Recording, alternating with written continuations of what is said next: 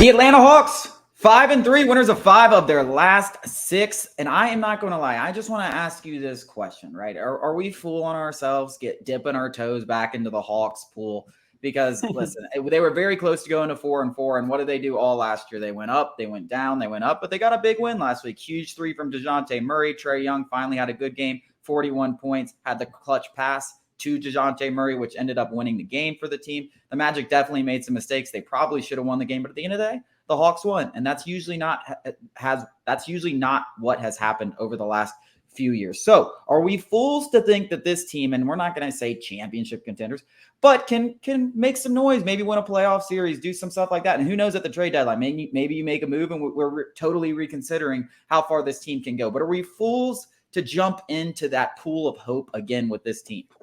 Absolutely not. Well, first of all, I'm a crazy sicko fan, so I'll get my hopes up every single year, regardless of the sport.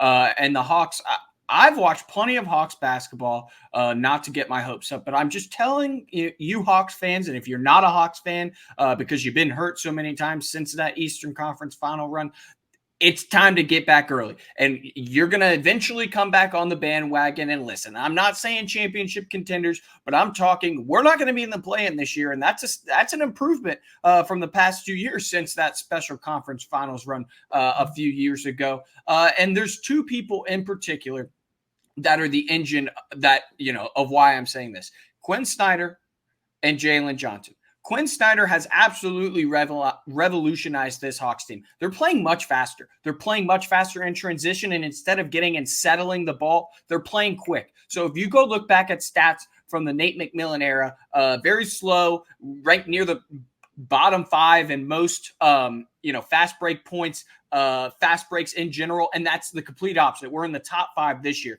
And a lot of that has to do with Jalen Johnson, who could take a rebound and get to the other end of the court in less than 5 seconds if he's running full speed. He's an absolute freak. And it's a shame that we spent 2 years just wondering what kind of player he is. We know what kind of player he is. He's probably, maybe not just yet, but by the end of the season, we'll be talking about him as the 3rd best player on this Hawks team. You could make a case that it's Bogey, and I wouldn't have arguments with you. Bogey's been as reliable as ever. You could make an argument outside the injuries. He's one of the best Hawks free agent signings of my lifetime.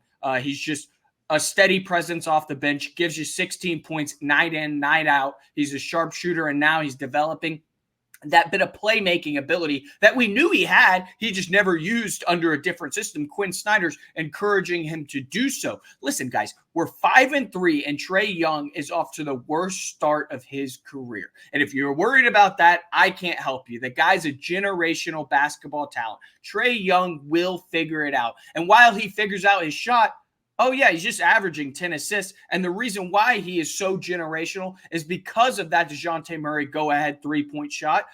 He sucked the defense in and wrapped around 3 different guys, including one of his own teammates, to get DeJounte Murray an open look. Oh, yeah, and DeJounte Murray's three-point shot that everybody was worried about coming to Atlanta from the Spurs, oh, yeah, it's no longer a weakness. It might be a strength. So I am very high on this Hawks team. I think that it is going to take some more time. I think there will be more up and downs as the guys figure out their roles and settle into their roles, and as Quinn Snyder figures out the strengths and weaknesses of his team and specific rotations. He's still figuring out what rotations work best in certain situations. So I'm very high on the Hawks. I'm not going to tell you they're going to win a championship by any means, but I'm not even thinking about the play-in. I'm talking about a top 6 seed in the East this year. Yeah, there's a lot of things to like, and I'll kind of just go through them in bullets. First of all, Quinn Snyder absolutely is having his effect on the offense. I mean, this is now one of the top offenses in the NBA. They played some top defenses, and things can change quickly in the NBA. But I think they're only going to change better for the Hawks because, we're talking about a team that hasn't even had a full season worth of games under Quinn Snyder, not even close. And they're already, showing positive effects. So I only think that will improve. DeJounte Murray and Trae look like they're starting to, now I know Trae's struggling, but DeJounte Murray look like he's starting to find what his role is on the team. And he could, and another thing is Trae is not being asked to do everything like he has been in the past. There's some legitimate depth and some maybe the deepest roster in the NBA when you talk about this bench. Like Saddiq Bey starts on a lot of teams. Onyeka Okongwu should be starting on this team. He's one of the most efficient bigs, and he's fantastic defensively in the NBA. Bogey is maybe not a sixth man of the year, but he's that tier below. Like he could start on 75% of the rosters. This has legitimate 8-9 deep team. And that is going to win you a lot of games during the regular season, especially with the way everyone sits out nowadays. The other thing, obviously, Jalen Johnson. I mean, this guy is already, and I'm going to go ahead and say it, he's already a better player than John Collins has been over the last 2 years. I mean, he's already at that level, and he brings such a different threat because of the way he can move the ball, even in the half court. It's not a ball stopper, and the way he can get out in transition. He's efficient. His 3-point shot looks better, and he's only going to get better with more time. DeAndre Hunter looks a little more comfortable, but we're also not asking DeAndre Hunter to be something that he's not anymore, because you do have a lot of scorers around this team. He doesn't have to even be the third guy. He could be the fourth guy. Go out there and give me 15 and 5 and focus on the defensive end and guard the best player. That's something he can do. That's another thing Jalen Johnson has been asked to do. Guard 1 through 5, something John Collins, we gave him a little credit for attempting to do, but Jalen Johnson can legitimately do it. And Onyeka Okongwu is going to keep getting better. His numbers and his, on the court, off the rating are off the charts. And Clint Capella, he is what he is. But when you talk about having Clint Capella and Onyeka Okongwu on the floor for 48 minutes, you got a really good center on there at all times. So there's a lot of things to like. And, I only think it's going to get better. So I'm much more optimistic today than I was at the beginning of the season.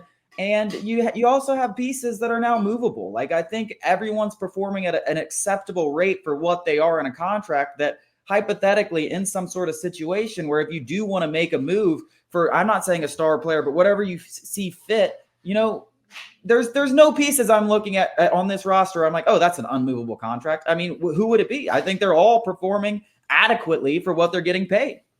I agree in spades. And talking about DeAndre Hunter, though he's faltered in the last 2 games, and faltered is maybe not the right word, maybe a little disingenuous.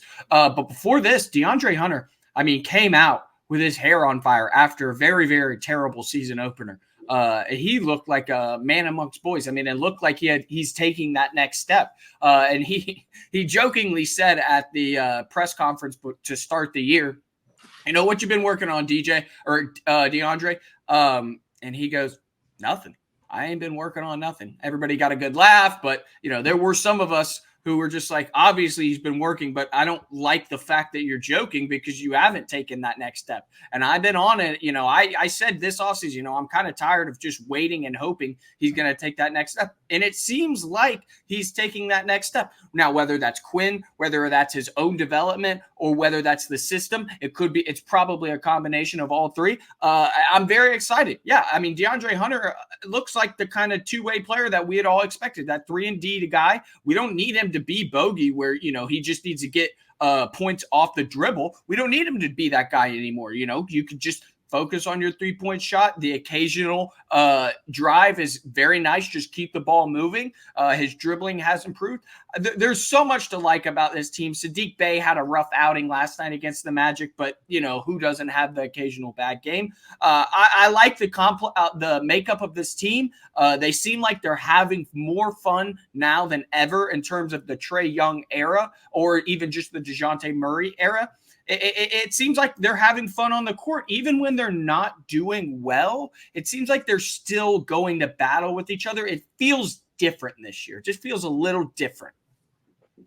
Yeah, I think the biggest thing for me, and I think what's allowing everyone to just kind of show their true colors, is having a good coach like Quinn, but also just having, they have so many guys that can get points in crucial, DeAndre Hunter can get a bucket. Bogey can get a bucket on his own. Trae Young and DeJounte obviously can get a bucket. Jalen Johnson is a perfect rim running big. And Onyeka Okongwu is as efficient as anybody. It's like everyone knows their roles and no one's asked to do too much. There's not this. We saw a little bit of it yesterday against the Magic just because Trae was so hot, but there's not this Trae, we need you to get 30 and 10 every night to win. That was literally what we needed. We had to get that, or we were not even going to come close to winning. Now it's like Trae could have the worst shooting night of his career, and we're still winning games. When Trae Young starts playing a little bit better, which we saw last night, I mean, this team could be really, really, really good. I'll wait to get too excited, but I'm very pleasantly surprised. Coming up after the break, could Kyler Murray, the Falcons' upcoming opponent, be the next quarterback of the Falcons?